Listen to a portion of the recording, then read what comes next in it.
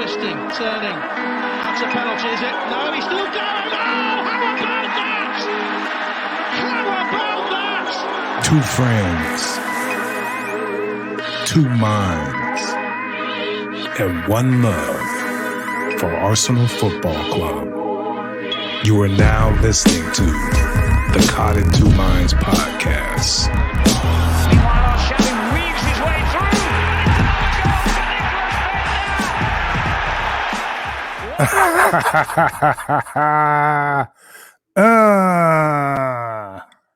What's up, everybody? Welcome to the podcast, Caught in Two Minds. I'm E. Marshall, and that man to the left of me is Fitty Mac. Fitty Mac, what's going on, Fitz? Oh, man. It's Sunday, and it's beautiful. Beautiful here.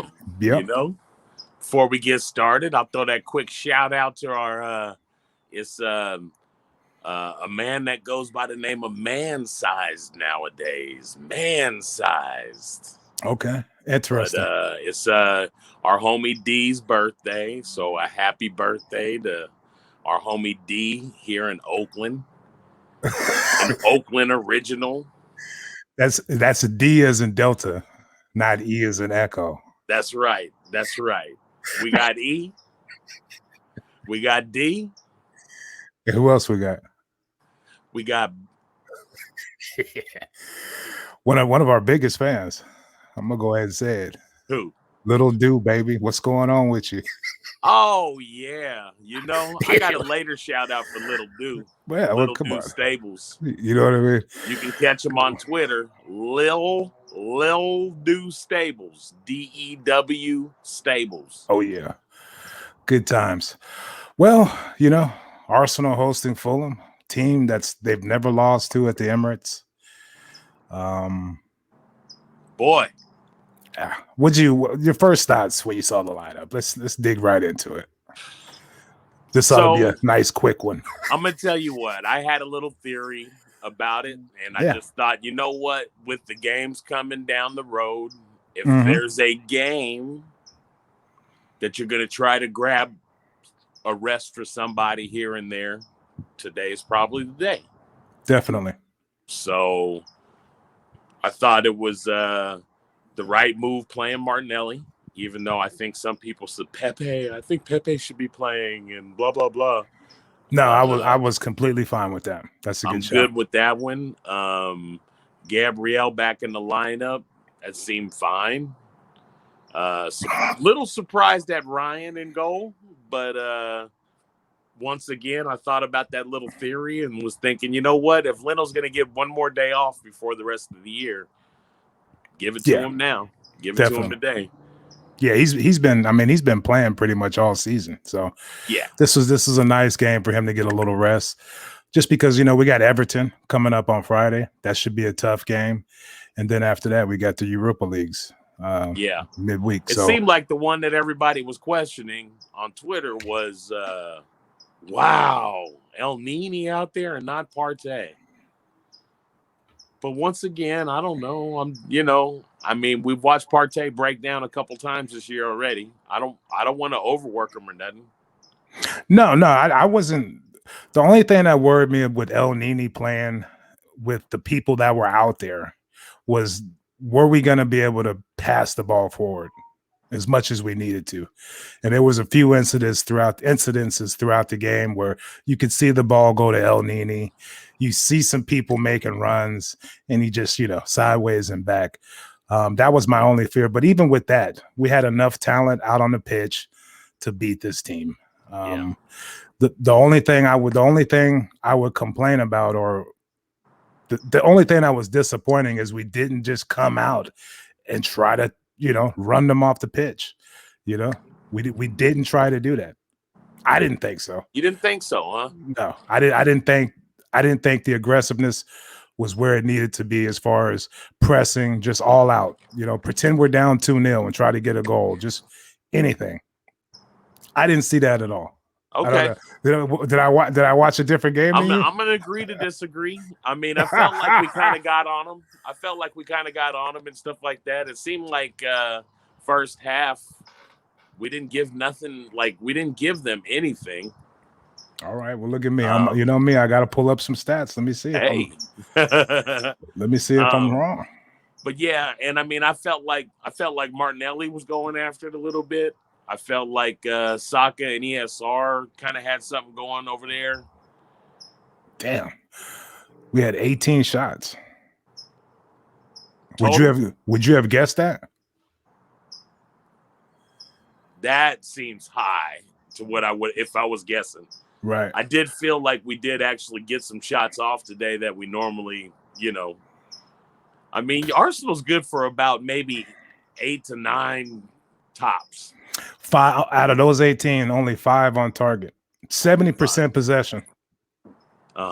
So it's kind of leading. It's leaning towards your opinion of the game. So maybe that's just me, but I thought we could have just really.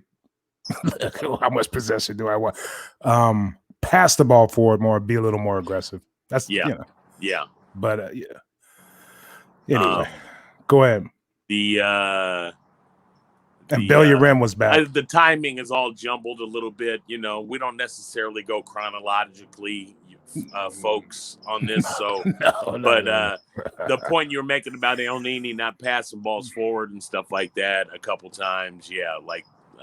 You could see it, huh? Twitter blew up on there was that one play, which it was a little later in the game, second half. Oh, yeah, you can see Smith Rowe.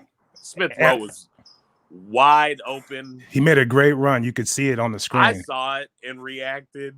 And as a matter of fact, as soon as El Nini tapped it backwards, somebody was screaming, and probably everybody was screaming at him. Yeah. Like, dude, this way, look. Right. And because you saw him whip his head backwards, like, what? And it was like, you didn't even see him, dude? Right. It was wide open, man. Right. And they weren't pressing us that bad to the point where, we had to be the sideways and back team today, And I'm not gonna put it on exactly the same kind of play, but it was the same kind of missed opportunity where I have to keep it consistent. I called Kolasinac an asshole for not making that pass. I got to call El Nini an asshole for not making that pass. You're an asshole, El Nini. You missed that fucking pass, dude. My problem with the way the reaction was is El Nini, I could tell by his reaction like he just didn't even see him for some reason. I don't know why. Right. Where that one earlier in the year, back in December, that's when I called. That's it. I was like, okay, Kolasinac has to be gone in the transfer market. That's it. I forgot who Kolasinac was. I call him Blockhead. Blockhead. But the problem with that one that Blockhead missed was he was looking right at the dude, right, and then stopped and turned to the midfield and passed it back to somebody, and it was like, dude. Yeah. Come on. Get your head out of your ass. So, yeah, I was worried when I saw El Nini out there with it's all if we don't have that person in midfield that's going to look to pass the ball forward, it's pretty much a waste of time. It's a boring ass game for us to get up early and watch. You know what I mean? If we're not trying to push the ball forward or make that pass. And it was a lot of that today. Because I mean 70% possession, but I don't remember a lot of those passes. Yeah, penetrating and moving. I mean, forward. I think the way we've played with Partey, is that one person kind of hangs a little deeper back, and the other guy gets to go up and kind of be part of the offense. Right. But with El Nini and Ceballos, they get weird. Like they would rather have Ceballos be the one that goes and gets involved. But he's still got to track back a little bit and just kind of help El Nini out because, like we said, his little side to side is just, people go by him sometimes. I did feel calm with Ryan out there. Ryan was fine, man. Just throwing it out there, no big deal. This isn't a get on Leno or nothing like that. I think it's the first time I took something different at him. Not a big guy. No. He's more of the Tim Howard type. Athletic, shorter keeper. But yeah. Anyway, so that was my thought. And Bellerin was back, and I thought he was shaky. shaky at best as far as some of his passes, some of his decision making, when to go for it. He never likes to overlap. He always wants to cut inside, and that's weird for everybody because Chambers and Cedric, when they play right back, they always overlap. Bellerin just kind of gets there. I was tripping a little bit. That's why ESR and Saka are such pimps. Because they were just like, they kind of noticed it, and they were just like, okay, well, go ahead, pass it out there to Saka. Right. And then ESR is going to go slip in front of you. Right. And they can play the two-man game, and you can go do something. I don't know what you're going to go do, but just go do something. Right. Playing, my whole knock on him his whole career, playing with the handbrake on, just timid, with, he used to have loads of ability and speed, technical ability, but he's just scared, and he always has been. And what is that? Big ass bee just flew by. Oh shit! Look at you. Here we go. This is beautiful. Get stung. If you get stung anywhere, you got to keep the show going. You know what I mean? Hey, you got to do it for the pod. You got to be a pro. Are you a professional broadcaster? Let's do it. Anyway, he's a shadow of himself and his ability. Bellerin. He is a complete, just frail. He's a shadow of himself. His time has come with the club, and I've heard it's official. He's pretty much going to leave at the end of this year, and good riddance. Yeah, man. I mean, he just didn't. He was just timid. He was just not aggressive enough for my liking, and now he's frail. He's lost a few steps, so we've got it all out of him. Wear underwear. We've got it all. We drained every ounce of. We got it all out underwear. Yeah. Booty shorts. You know what I mean? 5 tattoos. So. Yeah, and I tell you what, man, Chambers just smooth took a spot. There was a time when you looked at him run and he was fast as hell.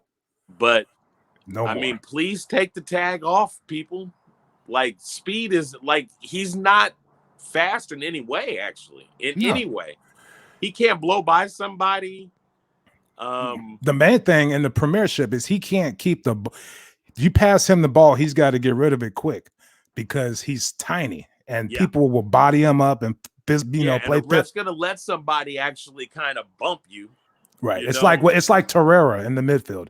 He was so small that he had to get in and get rid of it because if anybody got near him, they would just jerk a knot in his ass and punk him off the ball. Constantly laying on the ground. Yeah. Yeah. So, Bellerin, whoever gets him, I'm sure, whatever. It's a wrap. Chambers smooth came in and just took his shit. Chambers, who's a center back, or Cedric. So anyway, After I took that note of the game, it was a nice, VAR does it to us again. It's crazy, dude. Beautiful assist by Bellerin to find who was that? Ceballos put the header in, but it come to find out VAR looks and sees that Saka's baby toe is offsides by a centimeter.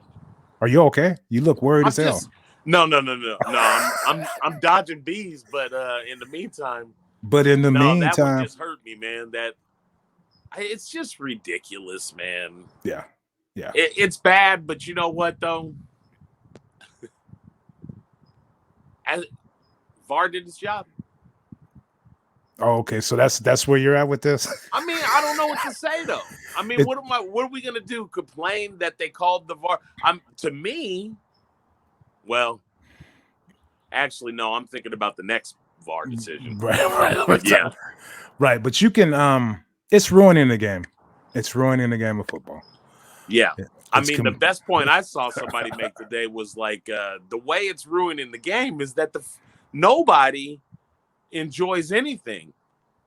No, even if you score and you see the ball go in the back of the net, like you find out 45 seconds later, like, okay, hold on a second, we're looking at something right now. That was going to be. It's going to take 3 minutes, Yep. And and then when they score, it's like goal. That was gonna be my next point. It's ruining the game because the biggest, the happiest release in watching football is when somebody scores the goal. The hardest thing to do in soccer or football is to score a goal, and you've completely snuffed that out of the game. Like, you've completely ruined that aspect of watching football and even the players enjoying football. You've completely. What's wrong? Man, if you saw the size of this bee. I hope that bee stings you right on your forehead. Goddamn dude. big, man. I hope it does, dude. Seriously. Be a professional. I mean, what the hell? Be a pro, dude. I mean, come on. Get dialed in. Now, but anyway, you want to go inside? Want me to just pause the show and go inside? Let's keep going for now. It ain't gonna sting you, dude. Dude, he is right here on my head right now, dude. This is ridiculous. I love it. Hey, but check it out. I don't care. This is fun. This is what it's all about. This is a ghetto ass podcast, and this further illustrates when we started that. the podcast, we wanted it to be like conversations that we have. Right. This is just what it's like. Exactly. So yeah, this is what I was gonna say. It's completely snuffed out all the fun. Yeah. It's okay. 20 years, about 20 something years ago when I started watching soccer, football. The reason why I watched it was because the flow of the game. You know what I mean? You're in and out, 2 hours, boom. You never used to trip like, dude, you don't really watch football no more. I was like, I might catch a quarter here and there, American football, but the commercials were killing. Go ahead. The commercials were killing the game. The commercials were killing the game, and I think, ain't this a bitch? It ain't gonna sting you, dude. You'll see it when it's gonna sting. He was right behind my phone when I just freaked out right now. I remember right up and looked over my phone like this. Who was that? Is that E? You remember they said the cell phones were destroying the bees and shit, and they don't like it? Right. They're not that one. Apparently that's not the case. That's some more bullshit. Nah, but I bet you the FA. This is my little theory.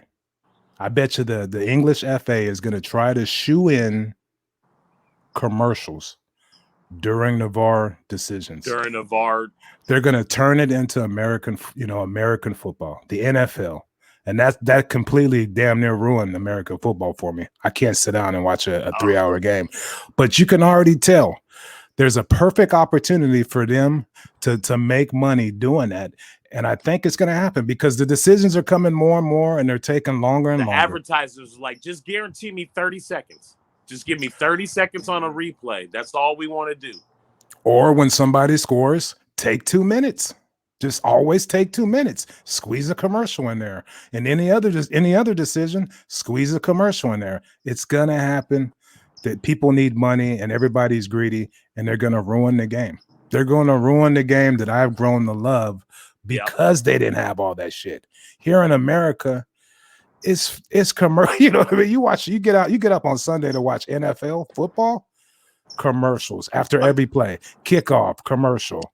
I mean, the length of time that it takes all day long, because football is just going all day long.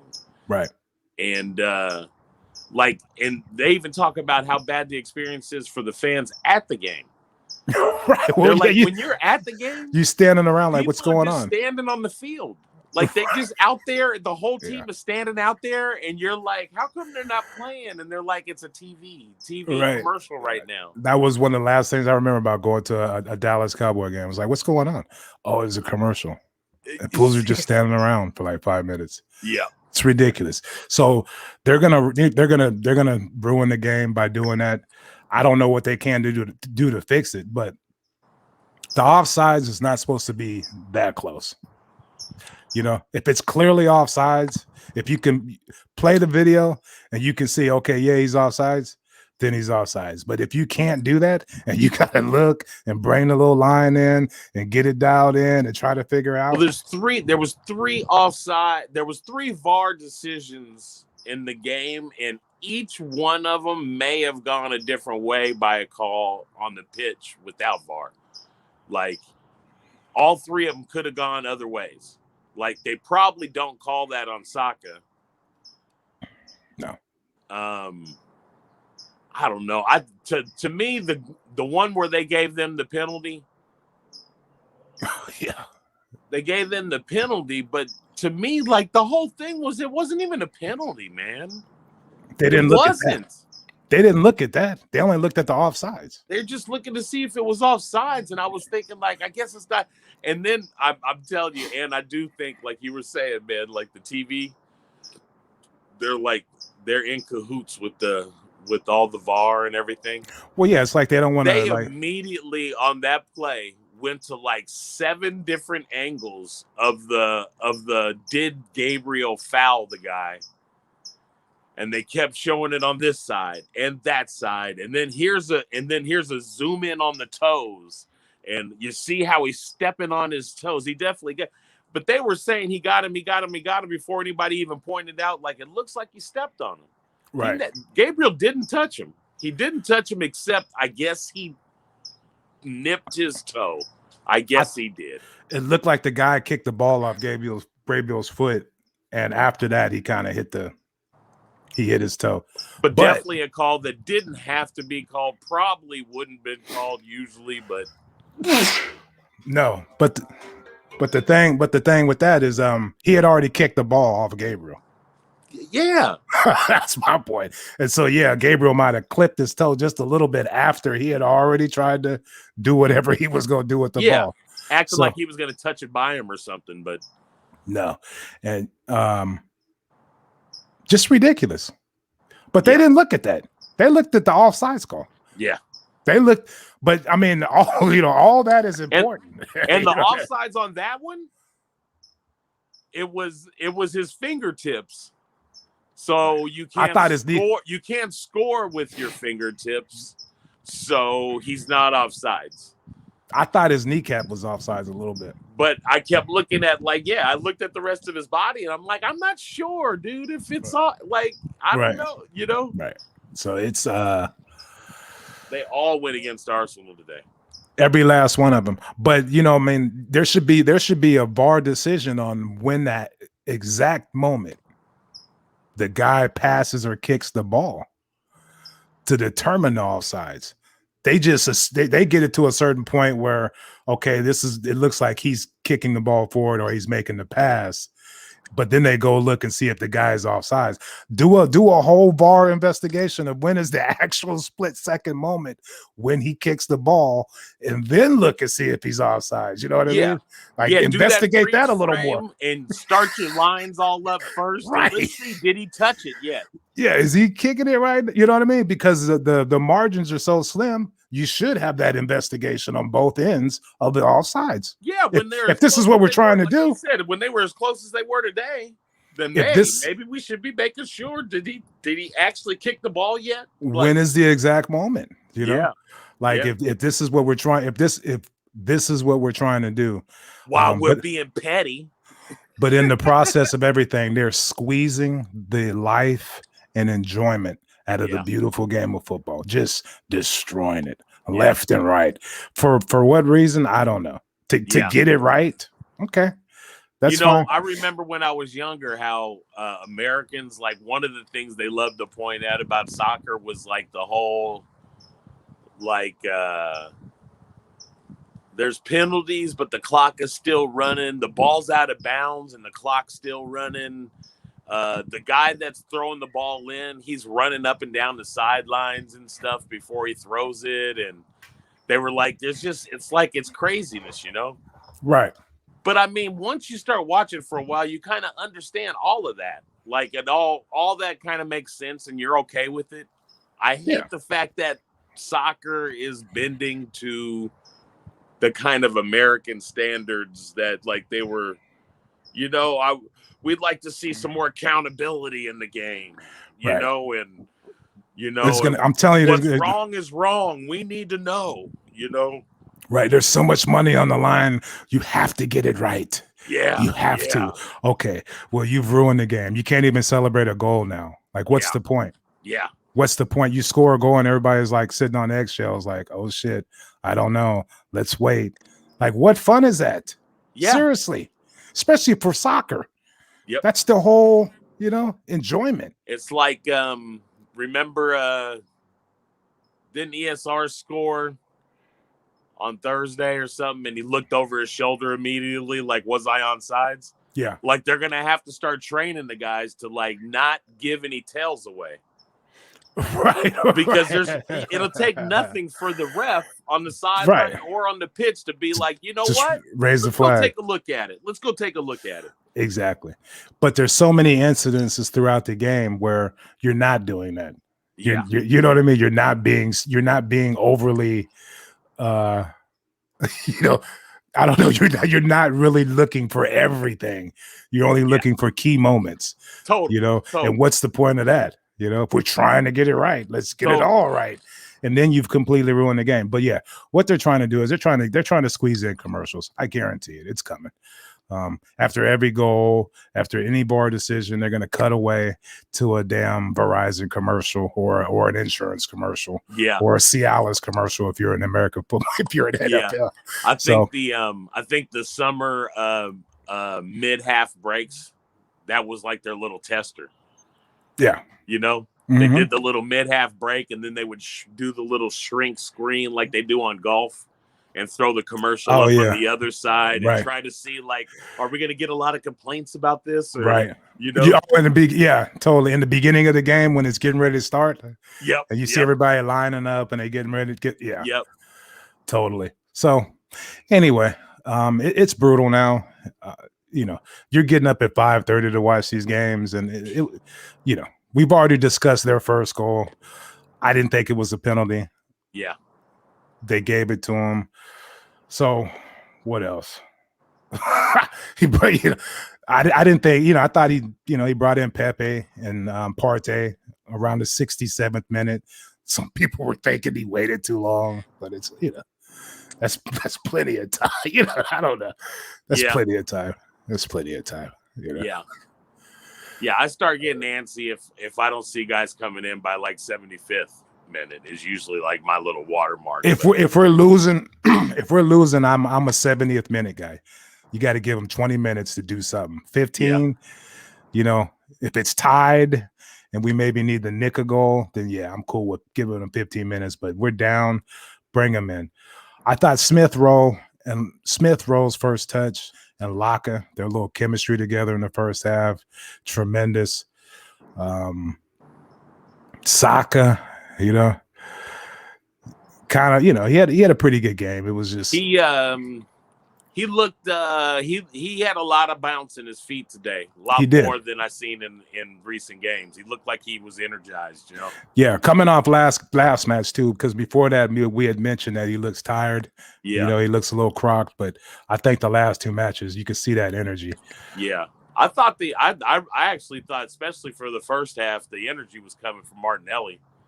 Yeah. I mean, he just kept turning that corner on dude and trying to I like how he tries to make it happen. He doesn't like, well, I hope something comes my way. Like he puts pressure on you, I forgot how quick and how fast he is. He's got a lot of pace.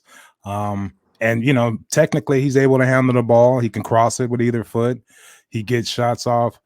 I can't wait to see where, I think he had our first chance when what's his name tapped it back to him. Laka tapped it back to him. Yep, and he tried to chip the keeper, and it just it was the right decision. Oh yeah, I think as it was going, I was thinking that's the right play, but he just missed it, But then he made a great cross to Pepe. I don't know how Pepe, what I mean. It was a great save by their keeper. Yeah, it was. So I was getting ready, I was screaming at the TV, how are you, what are you doing? How are you missing that? But then I saw it was a great save. He did the right thing. He headed it down, but I'm going to go on the record. I don't care. I don't care what anybody says about Pepe. Go ahead. Let me hear it. It's not worth it, dude.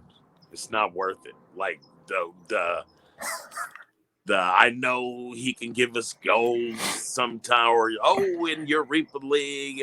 I get it. He's on my team, so we need to play him because we don't have enough guys. Yeah. But am I looking forward to a future with Pepe? No. That head of his, man, just drives me crazy, dude. Really? He plays too much, man. I don't consider him one of the people that's gonna start week in and week out, but he's a nice player to have on the team. If he'll accept that role, he can be one of the squad players. I always think that in the back of my head too. Like, I don't know what the level is, but there's a level of player that's just like, man, like you can't bench me, man. Like, right. I don't know then or something. I don't know where he's at with that, but yeah. I'm sure he makes a good salary with Arsenal. He plays too much. You gotta hear me, dog. He plays with the ball too much. As soon as he came in the game, he was fucking up. He should have heard my brother. It was just and there was a little bit of like energy at that time when he came in. We were trying to pick it up, and as soon as it gets to him, that fool was like, "You can't come in the game fucking up." Just screaming at the TV. Preach. Just screaming at the TV. But I mean, that's exactly what happened. As soon as he got the ball, he tried to do something and lost it right away. Yeah. But I think Pepe, look, I can't believe I'm about to say this. I really can't. I think Pepe is going to be fine. I think me of all people. I really do. He's just trying to put the pieces to the puzzle. I even watched him go around somebody today. Yeah. And the second guy came to kind of, so it was like once you get around the first dude, man. Like, get past it, do something, get rid of it. Do something. But he tried extra touch. I'm going to be extra fresh and I'm going to try to go through a second dude now. Right. Like, come on, man. I need you to just involve your team. He's the only one that to be. We used to call him Hollywood Ramsey. Showtime. Aaron two-touch Ramsey. Aaron two-touch Ramsey.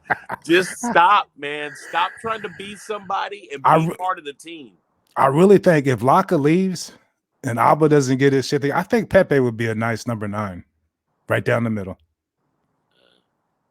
That fool just said no. I really do.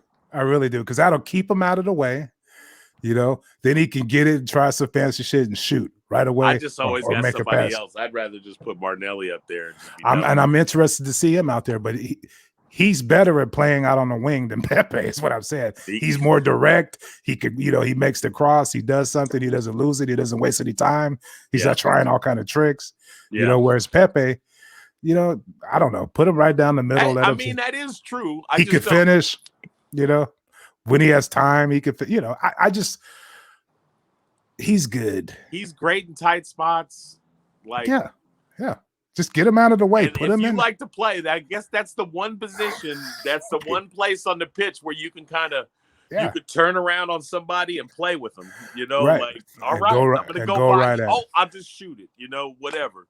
Yeah. So anyway, the Pepe debate continues. You either love him or you hate him. I'm right in the middle. I don't think we're going to get rid of him. I don't think anybody wants to buy him, or spend the money that we spent. We're kind of stuck with him. But going into next year, is he going to start? Is he going to start over Martinelli? Is he going to start over Saka? Is he going to start over ESR? If we keep Odegaard, is he going to start over Odegaard? I don't really see that. But fixture pile up. I'm cool with them on the team as a sub coming in. Right. Okay. So we're on the same page. Yeah. You're just tired of the bullshit. I got you. Yeah. I don't know how somebody needs to get through to him. Sometimes, every once in a while, he'll play a little more direct, but not really. Even those games where he scored goals and everybody touts him and gives him praise, like, a lot of times it's like it's a little bit of foolishness that leads to he broke out into the open. He didn't do it like it kind of got lucky. He kind of got lucky to get out there, And you on Thursday, he took an extra touch on that one goal. It scared the shit out of me. I thought he should have shot it first time. Yeah. He took an extra touch. He rolled the guy, got closer to the keeper just so he could kind of chip him. It's like, dude. You know what I mean? So that's a perfect example right there. Yeah. Like Smith Rowe gets it to him. He could shoot. He's wide open. He slips it nice to him, but they say Pepe is so extra. Ugh. Yeah, for real. So Eddie on the spot on the goal to tie it up. Beautiful goal. I'm just gonna say because of the way some things got taken away, it's deserved, man. They deserve that goal. Like, I don't feel in the least regard like Fulham got screwed or anything. No. They're garbage. I will point out something I missed that Little Do Stables pointed out. Oh shit! The touch by the goalie. Matt Ryan flicked that on. He flicked it, yeah. And I mean, whoa. That was tight. That was and they brought him down the pitch for like the last couple minutes. He was down there hanging out for a while. I was screaming that maybe it's a little too soon for that, but hey, it worked out great. And Eddie finished it. I thought I was like, oh, he's off. I was all holdings offsides. They're gonna screw us. You know me. As soon as I saw him. And my brother's raging, going crazy. Nah, we got it. I was like, nah, they're gonna screw him. And then they went to VAR to look. It's like, what are you looking for? He wasn't in the way. I was just saying that to reverse the jinx. So anyway, they only had one shot on target. You know what I mean? I guess exactly. Those are the reasons why I say yes, man. We deserve a draw at least, man. I mean, they just didn't do shit. 30% possession. 3 shots, 1 shot on target. So come on, you get out of here. You're gonna, you know what I mean? You're not even gonna come at us as garbage as we are, as shaky as we are. Come on, give me a break. So we tied it up. It does absolutely nothing for us. This is if we're trying to get 7th place, I think this is the one that kind of, Are you still optimistic? I mean, it's weird, but I mean, it's just. Those teams ahead of us aren't blazing either. So I mean, Spurs. Everton. They drew. We'll see how it goes with Everton on Friday. But this was a game. This was an easy game. We could have got 3 points. It would have been nice. But whatever. I mean, you know what the true battle was today? What's that? So today, I coined the term. Today was this was the Dapper Dandy Bowl. The Dapper Dandy Cup today. Why is that because of the haircuts by the managers? How about those 2 managers, huh? We had a couple of real dandies today, didn't we? They were decked out, mate. Did you see how tight your boy Parker's clothes was? The sweater, the jacket. Don't you talk about Scotty Parker. He know his hair is on fleek. Right. He went after I'll show you Arteta. Hey, what cracks me up, man, is like he thinks he's so cool while he's giving instructions to his team. Yeah. He keeps one hand in his pocket. Right. He's got one hand in his pocket, and all I can hear is like sound like Prince Philip ordering his kids around the yard or something. Now go on, boy. Go on. Laddie. Right. Go on, laddie. I mean, he is something. Right. That cardigan, that thick wool cardigan, just looking. Beautiful brown hair, perfectly cropped. You know part what I mean? On the side, a little throwback to the boomers. He got the part on the side, a little. Even Arteta was like, "Ain't this a bitch?" Now Arteta comes at it like Milan chic. Milan Fashion Week, right. Pants tight, shirt tight. Right. Euro, just straight. I was gonna say something else. Beard not quite trimmed up. Nah, dirty. Like, what do you want? Huh? You want to Vogue, Vogue, Vogue, Vogue. hey, no deodorant, just like what? Euro funk. Hey, Arteta's more Euro funk, and Parker's exactly. more posh. I'm going to leave y'all with this one. So Scotty Parker, you know what he does after the games at night? What's that? He puts on a onesie and he flies around Gotham City and in webs. He's Spider-Man, dude. Wasn't that the name of Spider-Man? Peter Parker. Peter Parker. That's okay. Nah, it's cool. It just he looks just like him though. That just means you're a grown up. The fact that you didn't know that. Right. I'll probably get more email about that than anything. Bro, you don't even know Parker, dude. Right. Fools are gonna be all pissed. Including the birthday boy. D Grace. Should I say this? Any gripes or concerns?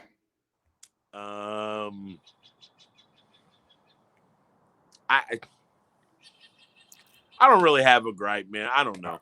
I got two. Yeah. I got two. I like my center backs calm, composed. And I think Gabriel is leaning towards the Koscielny spectrum of temperament. He's a little spazzy, and that's a shame. It really is. He's cost us a couple points this year, just being aggro. Yeah. Compared to somebody like Pablo. I'm not saying Pablo's better than him. I'm just saying I like Pablo's temperament. I like the way he plays out there. And he's physical and rough and tumble too, but he's calm. Yeah. He's not overly excited. He doesn't really lash out at like a ball like exactly. Gabriel does. And sometimes Gabriel picks those balls away and you go, wow, nice play. But I mean, somebody that is constantly counting on doing stuff like that kind of makes you nervous. I get it. Right. I get it. So you would think like him playing next to David Luiz, that's a bad combination. Woo. Yeah. That's dynamite. Right. But I'm just gonna keep an eye on it. I'm not, I'm just saying I like my center backs calm, and so far Gabriel, these last, towards the end of this season, it's been a little shaky and he's cost the team some points.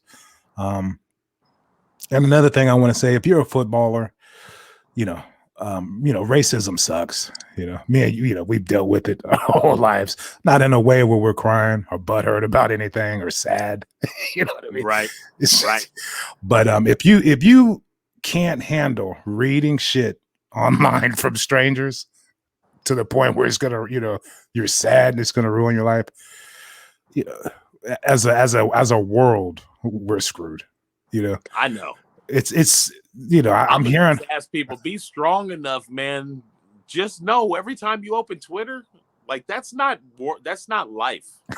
Do a that's podcast. Not the real world.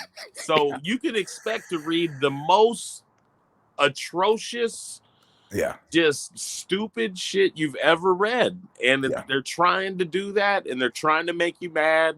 Right. It's deliberate. It's to get under your skin. Yeah. And if you let it, it's ridiculous. It's embarrassing. As a black man, it's embarrassing. It makes us look weak, mentally weak and fragile when you can't handle basic shit like that. Is it right? No. Is it wrong? Yes.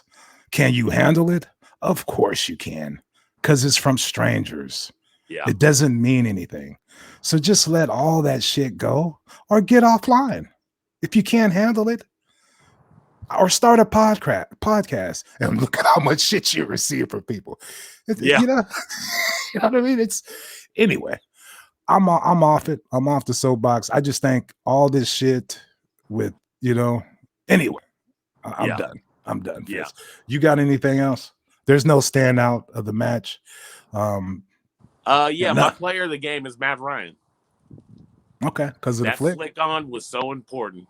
I don't think we score if he doesn't flick that on. So okay, I like that, and this is another match where Arteta's like, didn't get us over the line in a game we should have won. Yeah. Not I'm not saying get him out of there or nothing like that, but I'm just keeping tabs. Mm-hmm. This is one of those, ones where it's like, okay, we can get 3 points here, 3 points against Everton. We might be able to get that 7th spot. Locke is hurt now, pulled a hamstring. So Abba has a chance to be a hero, so we'll see if that happens. Yeah. And other than that, I got nothing to say, Oh, just before I say it, but even though I gave Jacques credit last podcast, I just want to remind you he is so drama. He is so drama. Yeah. I saw that. And on that, I'm going to say, peace out. Twisting, turning. That's a penalty, is it? No, he's still going. Oh, how about that? How about that? Thank you for tuning into Caught in Two Minds. Please head on over to iTunes to subscribe, rate, and review. All feedback is much appreciated. And be sure to follow us on Twitter at CITM Podcasts, at Guna Rush, and at eMarshall Comedy. The music of this podcast is brought to you by Statics. If you like what you hear, please head on over to staticsmusic.com and be sure to follow them on Twitter and Instagram at Statics Music. That's STATX Music. Peace.